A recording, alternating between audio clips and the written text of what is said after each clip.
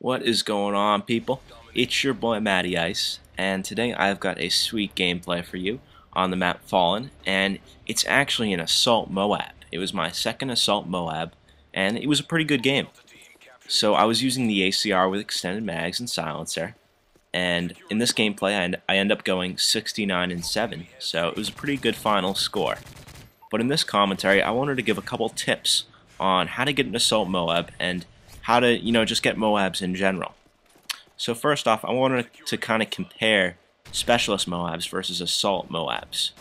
The thing is with Assault is that even if you don't get a MOAB, you get your kill streaks, which is kind of cool. And with Specialist, what I find when I run Specialist, I'm only going for MOAB. So, if I die on a 20 kill streak while on Specialist, I'll be pretty bummed out. Whereas if I die on, a 15 to 20 kill streak on Assault, I won't really care as much because, at least I got those kill streaks. But, if I die on like a 20 kill streak for Specialist, then all my work will be gone, basically. But a few tips on how to get an Assault MOAB. So obviously, my #1 tip is don't die. Basically, what I like to do when going for an Assault MOAB is I don't even like to keep the MOAB in mind. I just like to keep going through my kill streaks, which are the Predator Missile, the Strafe Run, and the Pavelo. Now, I really do like the Strafe Run because I think in this gameplay, I think I get 3 or 4 of them, and pretty much every single time the Strafe Run gets me to the Pavelo. So it is definitely a good kill streak to use. Now, also, I would recommend using Stalker as your third perk, mainly because Stalker it's just so good. Like, I'm a big fan of SitRep Pro. Like, I really like the Sound Whore, but I'll give up SitRep Pro to use Stalker on my Assault package, mainly because when you're using SitRep Pro, what I've found is that it's a lot more difficult for the enemy to put shots in you, and I think Stalker Pro, that it even kind of messes with the hit detection, and I think the enemy's hit detection is a little bit messed up when they try to shoot at you while you're using Stalker Pro and strafing from side to side. So I've found I have a lot more success while strafing side to side with Stalker Pro. Because if you use SitRep Pro, yeah, you can definitely hear footsteps louder, but Stalker Pro is very good, especially when you combine it with Hardline.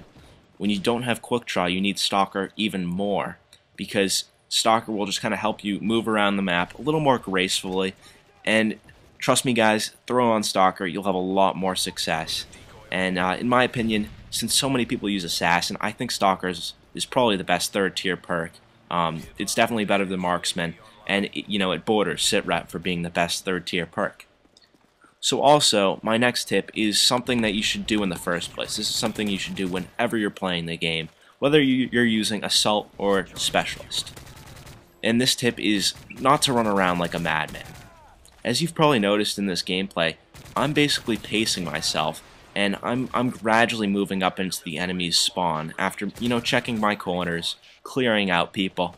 Now, I know it's very tempting to be, pretend that you're Fear Crads or iTemp or, like some amazing rusher in Call of Duty, but that's very difficult to do, and in my opinion, the way you're going to get more consistent, better scores is by checking your corners and pacing yourself. And you'll notice in this game, I definitely take my time. As you can see, like, for example here, I'm advancing slowly, checking all my corners. Right where I fired in there, I want to cover that a bit, because that is a very big spawn point on Fallen. Whenever the enemy has the C flag, or maybe the C and B flag, enemies will spawn right where I'm looking right now. And I've got, 3 or 4 kills just by spraying in there, or, quad sprays or whatever. And, yeah, so I definitely recommend looking into that spot. And as you'll also notice on Fallen, basically I like to move around the perimeters of the map, and I find that little box area in the middle of the map, I think you guys probably know what I mean. I don't really like to go in that area. I mean, it's a good area to get a couple kills, but I find when I'm in there I end up getting, shot from the side or shot from behind because there's so many corners to check. Whereas if I keep myself on the side of the map, now look, the only corners I need to check are straight in front of me and to my side. There's no one that's going to be really coming from my back. Another big decision I make here is I want to hop on this B flag to get another kill streak. But I see their whole team is spawning over there, so I get out of there without getting the flag cap. And, you know, I think that was a crucial decision.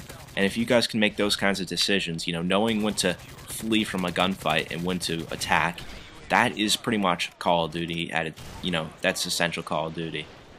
You know, basically in this game, what you guys need to learn how to do is to know when to push up and to know when to kind of stay where you're at. So as you can see right here, they're spawning in that area, so obviously I'm not going to push up. I actually decide to fall back a little bit, and I see these two fools on the radar, so I'm able to take one out, or two out, for the strafe run.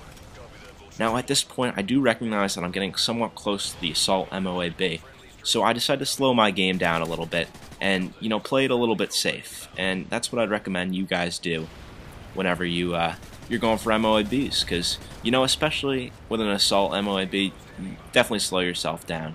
And once again, I just want to point out my strafe run just got, I think, 2 or 3 kills there, and trust me guys, the strafe run is an awesome kill streak. It is an absolutely amazing kill streak. I would definitely recommend running it, because what I find is when I get the strafe run, it almost always brings me up to the pave-low, so it is just such a good kill streak.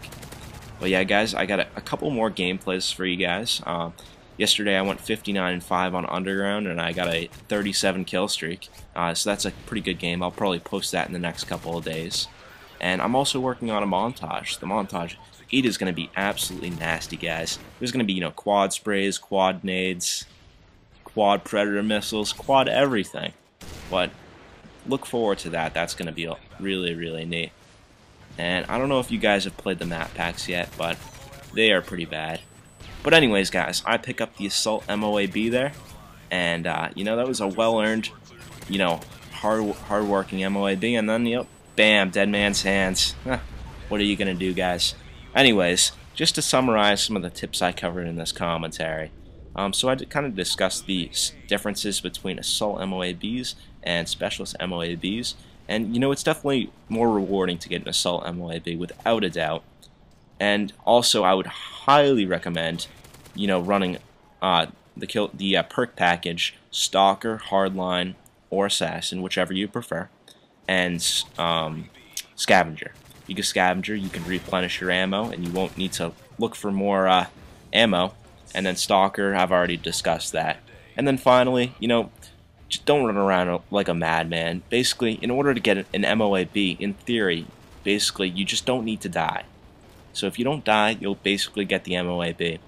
And just take your time. In this game, it's really important. It's tough to rush, so just pace yourself. Anyways, guys, I hope you enjoyed the commentary. Give it a like. Peace!